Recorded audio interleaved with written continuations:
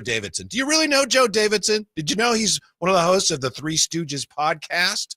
Did you know he's a California high school football Hall of Famer?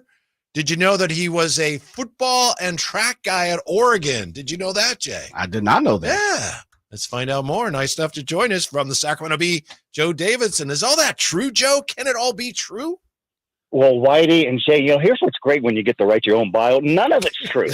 And we just throw it in there. And it's not the University of Oregon. I'm an Oregon native. I went to a high school called Enterprise High School way up on the northeastern corner. We had 47 people in our graduating class. So everybody played everything. But no, it's been good. And, I'm going to ride the coattails of what Jay was saying about Whitey Gleason. I've co-hosted some radio shows with Whitey as a fill-in on another station to be named later. But Jay, you will know this. Nobody prepares more than Whitey Gleason. If he goes to go get a water break, take all of his notes and hide them, he will just melt. And there's just piles of data and printed out articles and highlighters and stuff. Joe, you should see the notebook he's carrying around these days. Yeah. But having hosted some of these shows before, not nearly as well as you guys, not every day, I think the worst thing is you don't want to go in unprepared. But Whitey's never unprepared, and one of these days he's going to forget his satchel with his paperwork, and he'll just be blankness. Yeah, it has happened, and it's not a good feeling. Joe, every day Sheeny asks me, "Do you have your outline? Do you have your outline?" Yeah. That's interesting, Joe. What are you talking about today, Whitey? What's going on? What's on your brain? It's funny that you said that about you are from Oregon, because when I read it in your bio, I think it was a B or wherever it was, and it said Oregon football and track guy. And I thought, does that mean he went to University of, or he just was from Oregon? And I thought, it must mean he played at Oregon. So anyway, you know what? I should just put in there University of Oregon.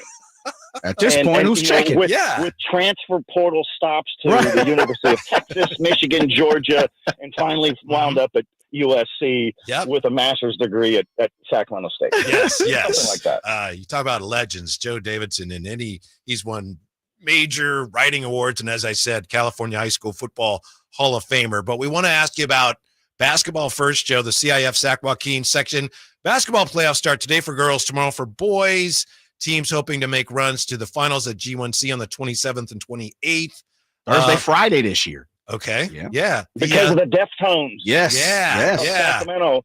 Mm-hmm. They have the nerve to occupy Golden Wind Center on that Saturday. But here's the deal before we get started.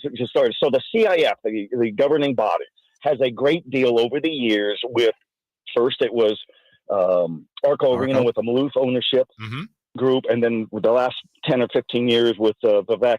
Always a great deal to use a Kings arena, an NBA arena. So it's just the CIF always wants to have a wow factor for their student athletes. So sometimes you have to juggle the schedule a little bit. Maybe you have to play Thursday for championships.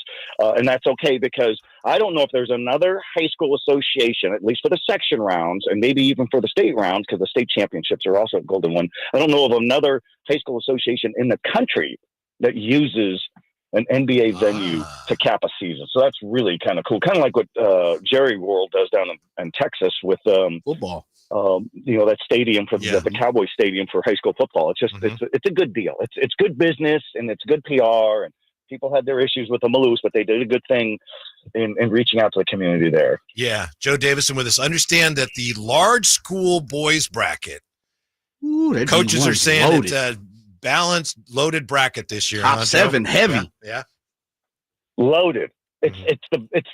I've only been doing this since 1989 when I was a 5-year-old prodigy, allegedly. Sometimes people believe that. I said, really? I said, yeah, whatever. But Division I is loaded. So you got Modesto Christian has won 3 consecutive Division I championships. Still a powerhouse, top seed, excuse me. Then our Sacramento Bee #1 team is Inderkum Tigers, located over there by Old Arco Arena. Fred Wilson just won his 300th game. Terrific coach. Folsom's the #3 seed. Mike Wall's the coach. Great offensive team balance. Lincoln of Stockton's the 4th seed. Monterey Trail of the Oak Grove Unified. Great guard play. Terrific coaching. 6 Vannon of the Fairfield area. I think that might ring a bell for Whitey, who's from the 707, if memory serves. And then the Sheldon Huskies are Sacramento Bee ranked #2 team. Only a 7 seed. Wow. 13-game winning streak. We could have Sheldon playing at Intercom in a second-round game on a Friday. So that's how good that is. Now, if Modesto Christian wins the whole thing, so, well, where's the balance? Well, I don't know, but right now it looks pretty balanced, and they could all win it. It's really good, and it's a good value. And if you want to see old-school basketball where you actually got set picks and screens and backdoor plays, high school basketball. Right here in this section. Yeah, D1. When I saw, I didn't see because I was at the All-Star game, so I didn't see selection show. But one of my flex, well, excuse me, one of my friends, as I was hearing so many stories of the legendary Whitey Gleason while I was there, no one cared that I didn't play. I went back and watched the selection show last night, Joe, and I was blown away by D1. I've had the opportunity to see about 6 of those teams this season. Highly impressed with Intercom. Modesto Christian is just a powerhouse. They've been around for so long. Had the opportunity to see Vannon at the MLK Showcase at Intercom. Christian Brothers beat them at that time. But when I saw Sheldon at number 7, I said, man, this is going to be a run for the trophy.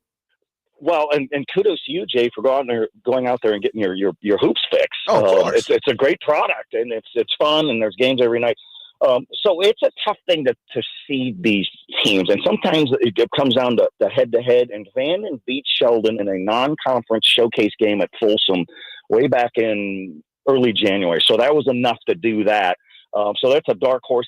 Everybody who's not seeded first, they just feel overlooked. And so everybody's angry, and everybody's a little rustled and irked and all that. So here's the bottom line. Go out and do something about it. Go out and win. You can't complain. And Division II is just as well, not as deep, but Destiny Christian. Some people may go, who's Destiny Christian? That's the former Capital Christian off of Highway 50. Yeah, Cat Christian. Yeah. Okay. Yeah, top seed in Division II.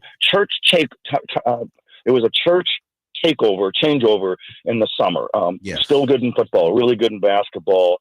Number 2 seed is the Rockland Thunder of Placer County. Mark Lavenraw, 6'8", big banger shooter, going to Sacramento State. Jesuits, another team to look for. Terrific defense.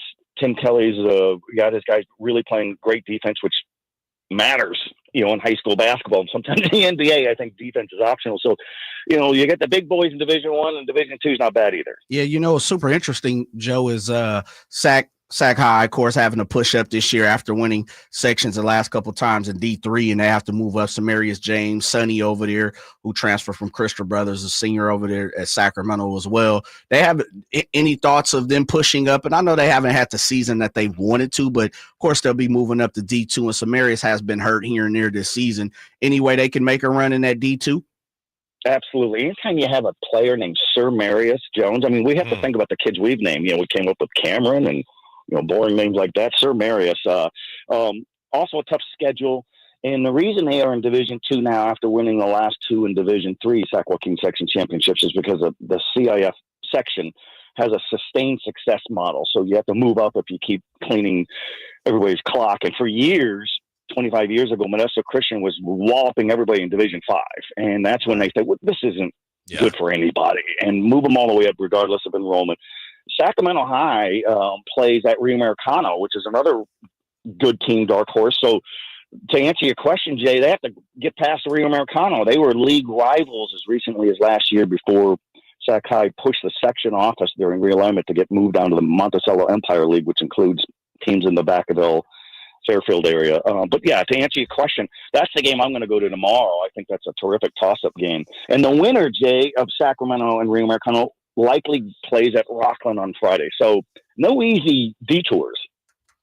Yeah, I was on a team that won the MEL. Really? Basketball. Yeah. Hogan High School in Vallejo, which is not even a high school anymore. And we got blown out in the first round. But anyway, Joe, I want to ask you, we haven't talked much about the girls' side of it. To what extent has the increased popularity of women's basketball, to what extent has it been felt at the high school level, would you say? Big, Whitey. Good. I did a story about 6 years ago, time flies. Mackenzie Forbes was this phenomenal point guard, 6 foot, at Folsom High School. And she alone elevated that program, which is now the top seed in Division I girls basketball the last several years. She had some Magic Johnson flair to her, no look. Her dad was with the Globetrotters for years, still does camps and clinics. She had brothers who played. She's playing professionally now.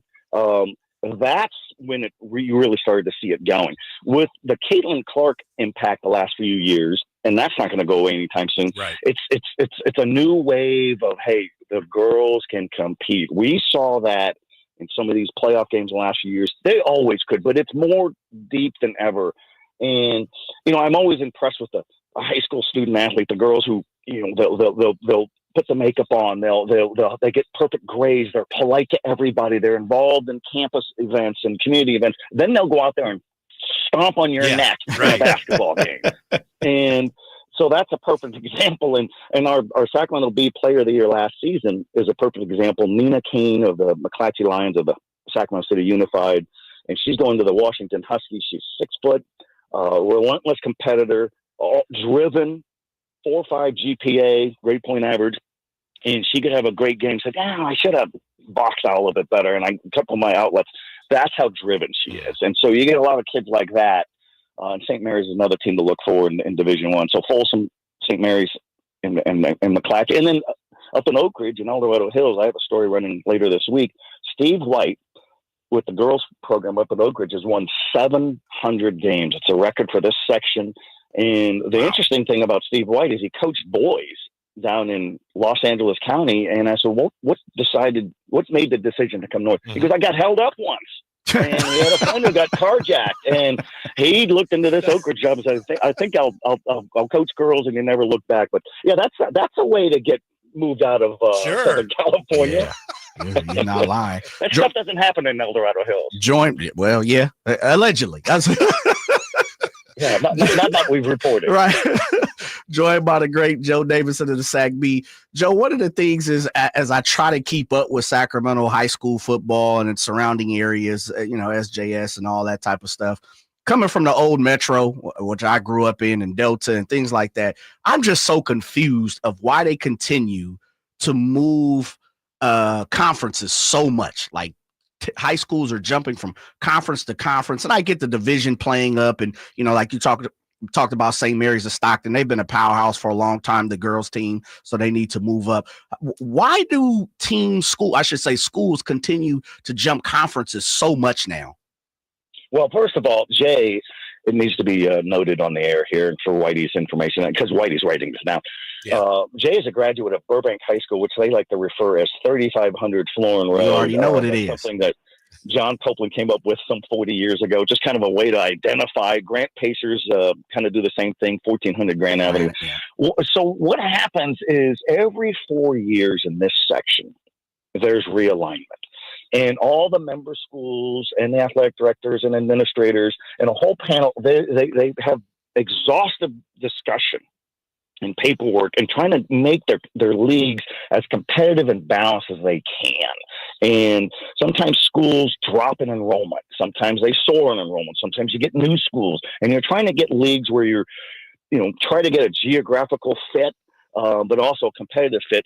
And so when I first saw that the Sacramento Dragons, for decades of the Metro League, were moved to the Monticello Empire League, which is a lot of travel down to Vallejo and Vacaville and all that. And I think, why? The school pushed for it. Sacramento High pushed for it. We need a change of pace. We have too many rivalry games where there's hell and chaos out in the parking lot afterwards. And that's been a concern for 40 years. So that's where that'll come in sometimes. And sometimes it's an uneven fit. The Grant Pacers are a powerhouse in football, and they'll stomp on some of their Metro League rivals. Why are they in that league? Well, there might be some exceptions where maybe they need to be in a different league. But for other sports, the Grant Pacers fit in the Metro League with other city schools. And so there's never a perfect fit, but these things are debated on, voted on, approved. Let's do it again. And so that's where it is. And schools can't just say, well, we want to go here or there. In a lot of schools, there are football coaches who want to be in the easiest league so they could just stomp on everybody. And then that's not going to go anywhere. So that's the short answer on a complex question. But from all the years I've seen it, Jay, realignment has really helped a lot of schools. And now we're going to have, as we talk high school football for just a second here, I wrote this past fall about several teams folding football, 11-man football. They didn't have enough players before the season started. And that was Valley High School and Florin High School, the Oak Grove Unified, even with 1,600 students. There is now an approval through the section to have, I think, 8 or 9, 10 schools play 8-man football compared to the traditional 11-man. And I love it because that allows some of these small schools or the schools like Valley and Florin where they have decent enrollment, but they have coaches coming and going and students coming and going. It gives them a chance to hold on to their programs. And can you get a scholarship out of 8-man? Yeah, you can. Rashawn Salam won a Heisman Trophy, or the Colorado Buffaloes out of La Jolla in San Diego area. So that's a good thing because otherwise I think we would have seen a trend of folded football programs and nobody benefits from that. And they've had 7-on-7 in Texas as well, too. Sure, so, sure. Yeah.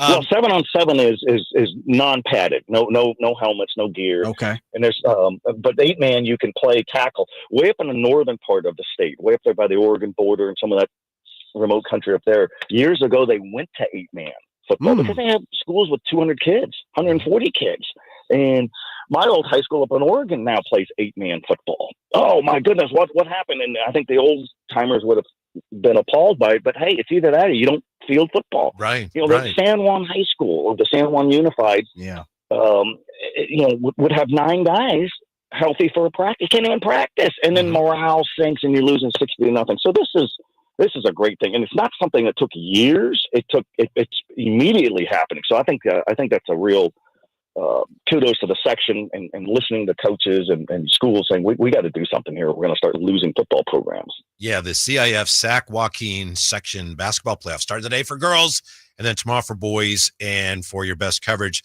make sure you're checking out, if you're not already, you probably are already, Joe Davidson, sacbee.com and the Sacramento Bee. Joe, it's always a pleasure. We appreciate it very much, and we hope to talk to you again soon.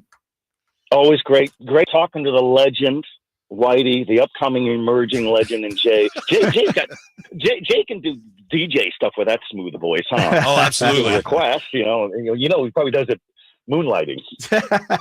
I might have to start trying. Thanks, Joe. Appreciate you, Joe. Yeah. Joe All right, Davidson. guys. Yeah, we appreciate it.